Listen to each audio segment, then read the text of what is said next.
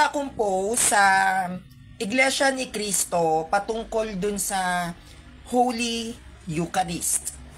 No, merong isang kaanib ng INC na nagpanggap na isang Katoliko at dumalo sa banal na misa natin.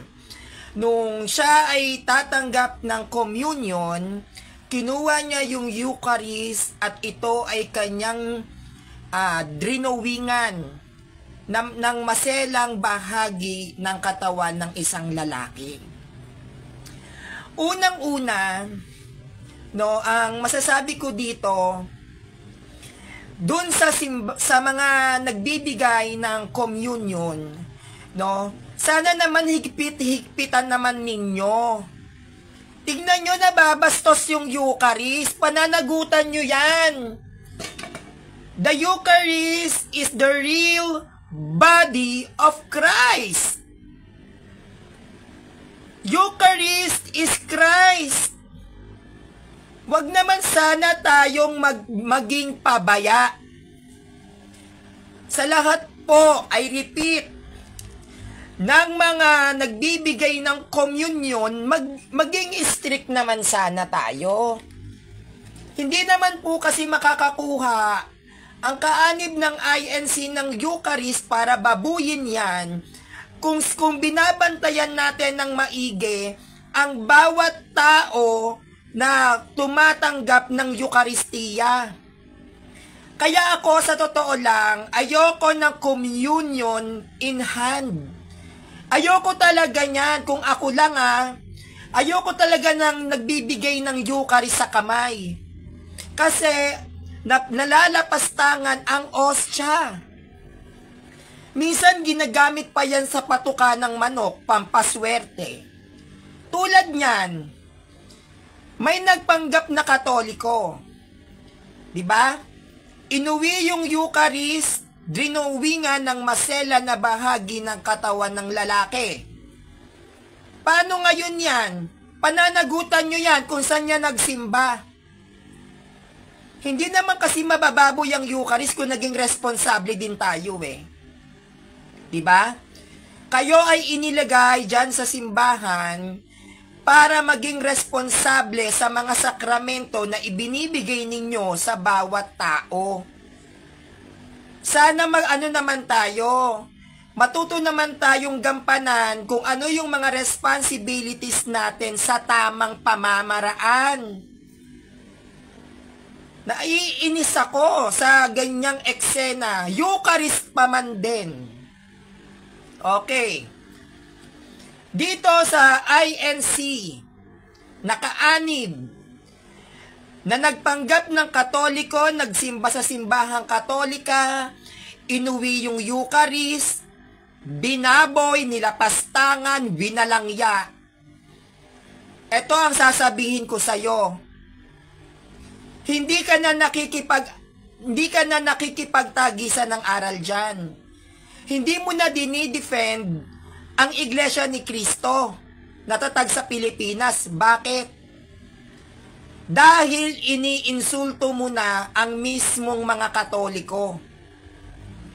Ang Eucharist ay isa sa pinakamahalagang sakramento naming mga mananampalatayang Katoliko. Kapag tayo ay maglalatag ng aral lang. Kasi kaming mga Katoliko, hindi naman kami pumunta dyan sa rebulto ni Manalo na nasa Central at binaboy May Katoliko ba na nagtangka na batu-batuhin yung rebulto ni Felix Manalo? Wala. May Katoliko ba na nagpunta sa Central at nagpininturahan namin yung mga dingding nyo dyan at sabihin namin na Roman Catholic Church is a true church? Meron ba kaming binaboy na kahit na anumang gusali ng INC? Wala. Dahil kaming mga Katoliko ay profesional. Kapag aral lang. Bakit nyo binabastos ang sakramento namin? Kung kayo ay talagang magagaling na defender ng Iglesia ni Cristo, dapat alam nyo ang pamantayan kung paano mo ide-defend ang isang simbahan. Huwag naman sana nating bastusin ang mga sakramento naming mga Katoliko dahil lang sa hindi kayo Katoliko. Walang ganunan. Kung talagang magaling ka at naiinis ka sa Catholic Church, marami pong CFD na pwede nyong labanan. Kasi hindi lang yung sacraments ang nilalapastangan nyo sa amin eh. Pati yung paggalang namin doon sa sakramentong yon, nakaka-offend yon. Si Pura Luca Vega nga lang Pura Luca Vega. 'Di ba? Yung image lang ni Christ na nilapastangan niya, nag-react ang mga Katoliko to think, ginaya niya pa lang yun. What more pa yung sacraments namin? Ostia yan.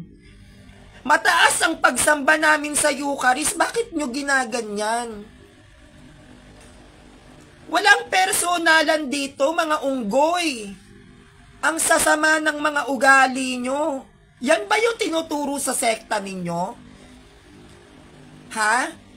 Na magpapanggap kayong Katoliko sa loob ng simbahan? Tapos kukunin nyo yung Eucharist kung ano-anong pag-drawing nyo dun sa mismong Eucharist? Galangin nyo naman yung sakramento namin. Hindi naman namin ginaganyan yung mga rebulto ninyo eh. Hindi nga namin binababoy ang mga kapilya ninyo kahit sa kami nagsimulang gumamit ng kapilya. Meron ba kaming nilapastangan sa mga ginagamit ninyo pagdating sa pananampalataya? Wala naman Mali na yung mga yung mga pamamaraan ninyo. May nakita pa akong post. May pumasok mismo sa loob ng simbahang Katolika, namimigay kayo ng pasugo. Tama ba yan? Tama, na yun lumalagpas na kayo sa boundaries ninyo eh.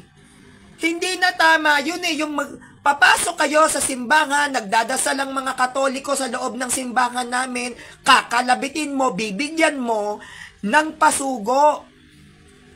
Hindi na tama yun. Kasi yung loob ng simbahan, amin na yun. Wala kayong karapatang pasukin yun dahil hindi kayo Katoliko. Nananahimik yung mga Katoliko doon. Nagdadasal lang taimtim. Kakalabitin mo, bibigyan mo ng pasugo.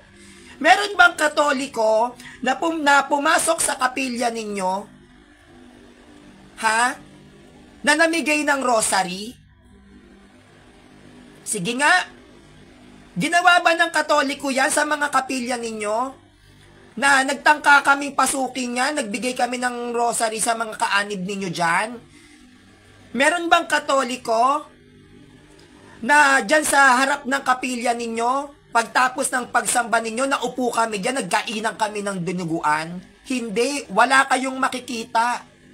Bakit? Kasi alam naming mga Katoliko ang limitasyon namin.